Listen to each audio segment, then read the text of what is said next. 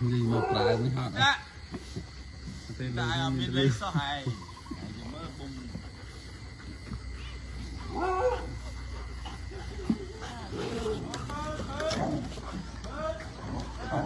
chắc rồi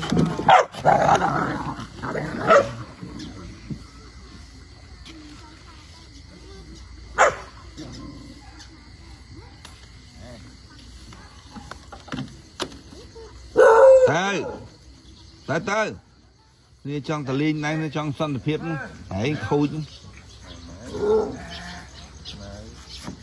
ลดเรียมเลยนี่ ไปมาเอาเลย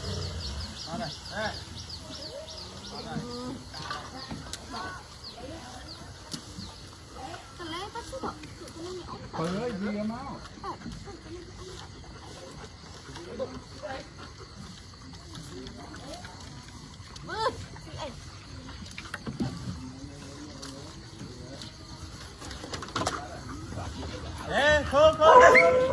Thưa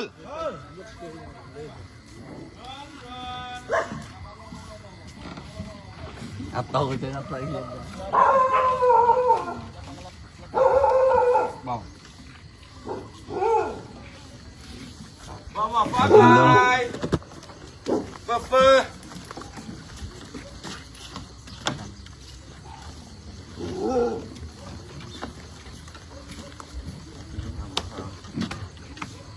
mà cười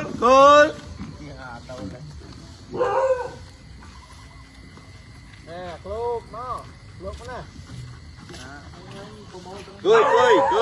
cười xem đó nàng cười bàn môn ê ở đây ở đây cười ở đây cười ở đây kita cười ok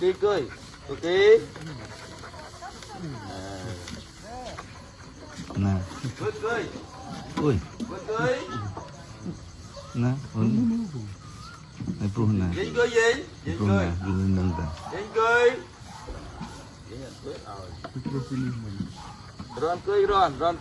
ron cười bạch lươn nàng cười bát bà này ăn cười bát bà này ao này ký đây ron cười nè có bọc xi măng cười nàng cười nè bắp xí à cười nè cười vậy bắp đi cười kita pu cười ยิงรอบគ្នាបានណា cười ở đây cười dân ដាច់តំណតំណងมันចាំមិនទៅចំឈ្មោះទៅគួយcười á ở này cười nào ủa mà một đứa kia ai chăm tàn rồi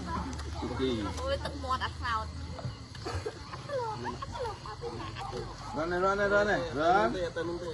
Ron này Good. Tao cười rồi